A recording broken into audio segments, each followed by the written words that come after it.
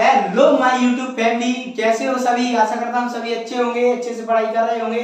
तो मेरी YouTube family में आपके लिए लेके आ चुका हूँ exercise 3.2 class 10th math question number first. Question number first दिया है मेरे भाइयों प्रतिस्थापन विधि। एक्सरसाइज 3.2 में दिया है प्रतिस्थापन विधि। तो प्रतिस्थापन विधि क्या होती है मेरे भाइयों? प्रतिस्थापन विधि होती है, ये समीकरण लिया है, इसको एक चर को दो चर है, इसको एक चर को दूसरे चर के पद में व्यक्त करना। मतलब एक चर है, ये दूसरे चर के पद में व्यक्त कर दिया।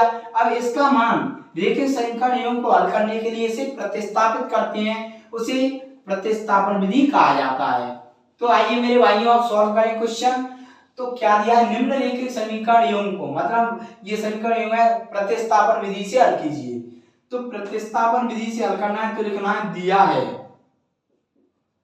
है मेरे भाइयों, क्या दिया है? x plus y equal to 14। इसको समीकरण एक मान लो मेरे भाइयों, x minus y equal to 4, समीकरण 2।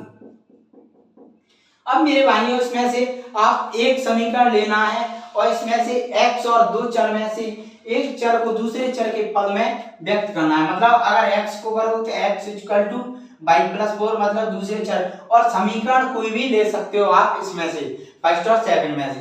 तो मैं लेता हूं, मैं लिखूंगा, हम ये लिखेंगे समीकरण, मैं ले रहा हूं मेरे भाइयों सेकंड को, फर्स्ट भी ले सकते हो, आपकी मर्जी हो वैसे। समीकरण 2 से एक चर का मान दूसरे चर के पद में प्रतिस्थापित करने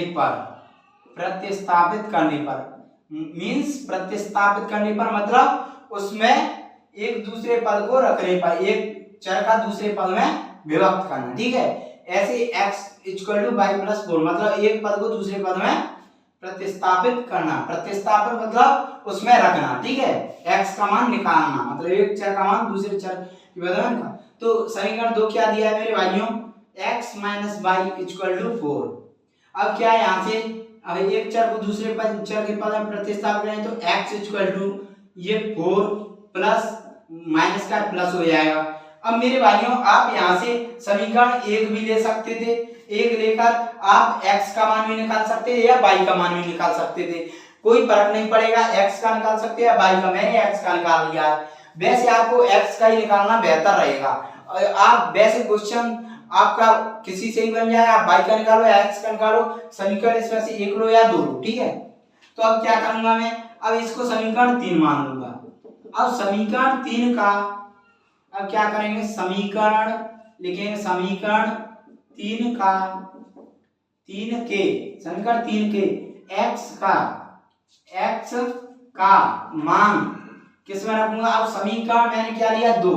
तो 2 आप ध्यान रखना, अगर दो समीकरण लेते हो दूसरे हो तो फर्स्ट में मान रखना है, अगर फर्स्ट वाले को लेते हो तो सेकंड में। तो x का मान किस में रखेंगे? फर्स्ट वाले समीकरण में। x का मान समीकरण 2 में रखने पर, तो मेरे भाइयों मेरे YouTube फैमिली समीकरण 2 क्या दिया है? समीकरण 2 में क्या रखें? 200 लिया, सॉरी 2 में नहीं, 2 लिया तो एक में रखिए उल्टा। तो समीकरण क्या दिया है मेरे भाइयों? x plus y equal to 14। तो x का मान क्या निकाला है? 4 प्लस वाई इक्वल टू 14। ठीक है मेरे भाइयों, अब इधर ले लेते हैं, दिखने में दिक्कत आए तो अब इधर ले लें तो क्या है? 4 प्लस वाई इक्वल टू 14। ठीक है, यही दिया है, x का मान यहां से ले लिया मैंने। अब क्या करना है? 4 plus y by 2y equal to 14 मेरे YouTube फैमिली। तो अब क्या करेंगे अब 2y प्लस का इधर जाएगा, इधर करें तो ये माइनस का हो जाएगा, -4, क्योंकि ये प्लस का है 4 तो माइनस का। 2y इक्वल टू क्या हो जाएगा? 10, y इक्वल टू क्या हो जाएगा? 10, ये क्या है? इंटू में 2 इंटू है ना, तो इधर ले जाएंगे, y का मान निकालना है ना हमें, तो 2 इंटू है तो भाग में चला जाएगा, तो 2 से 5 बार y का मान क्या आएगा? 5।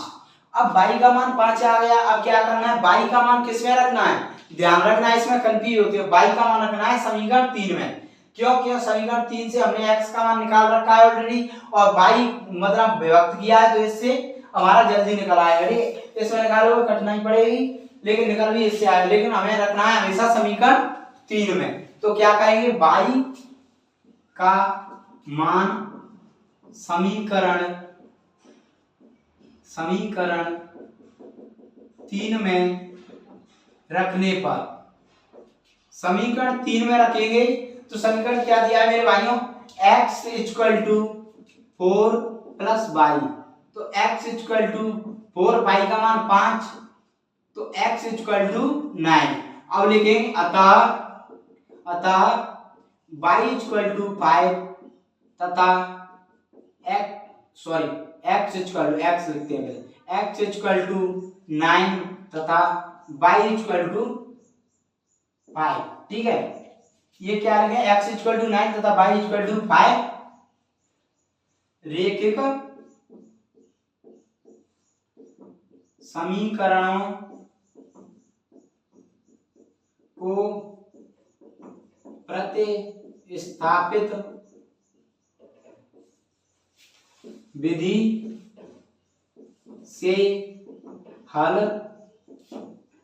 करने पर x इक्वल टू 9 तथा y इक्वल टू 5 आता है, क्या आया। ठीक है, अब ये तो x और y के मान निकाल लिए, आपको समझ में आया। और एक बार और समझा देता हूँ कैसे किया। इसमें पहले क्या करना है, समीकरण 1 2 मानना है इसको, फिर समीकरण में से एक या दो कोई सा भी समीकरण लेना है, इनमें से आपकी मर्जी हो। वो मैंने सेकंड लिया, आप फर्स्ट भी ले सकते हो। लेकर एक चर को दूसरे चर के पदों में विभक्त करना है। ऐसे x minus y equal to 4, x का यहाँ से y का या x का कोई भी मान निकाल सकते हो। मैंने x का निकाला है, तो x इक्वल टू समीकरण 3 दे दिया। अब समीकरण 3 का x का मान समीकरण 2 लिया है, तो समीकरण 2 में नहीं रखना है, उल्टा करना है। समीकरण 1 में मान रखेंगे, y का मान आ गया, y का मान क्या करेंगे, समीकरण 3 में रखेंगे, जिससे x का मान हमें प्राप्त हो जाएगा। ये हमारी अलावा है। अगर इनको चेक करना है कि आपके सही है या गलत है, तो क्या करना है, जस्ट इन दोनों x और y के मानों को इन दोनों समीकरण में रख के देख लो। x और y के मानों को क्या है, समीकरण x और y के मानों को इन दोनों समीकरणों के इसमें रख के देख लो। इधर वाले दोनों मतलब इधर वाला LHS में रख के देख लो, RHS बराबर आएगा। ठीक है, तब ये सही है। मतलब x और y के मानों के जो युग्म निकले हैं, इनको इसकी वैल्यू मतलब x और y की वैल्यू पर रख के देख लो। दोनों ये इक्वल में दिया है, वो कंडीशन आएगी। देखो x का मान 9 है, तो x plus y 9 plus y का मान 5, 9 5 14, तो 14 इक्वल टू 14 दोनों बराबर आ गए, मतलब हमारा सही है मान। अब क्या है, x का मान 9 माइनस 5 मतलब 4, मतलब 4 इक्वल टू 4, मतलब समीकरण दोनों को x और y के मानों को समीकरण इक्वल टू में संतुष्ट करता है, तो हमारा मान सही है। ये आप जांच भी कर सकते हो इन मानों की। ठीक है मेरे भाइयों, समझ में आया होगा तो लाइक करना, शेयर करना एवं सब्सक्राइब करना। Thank you.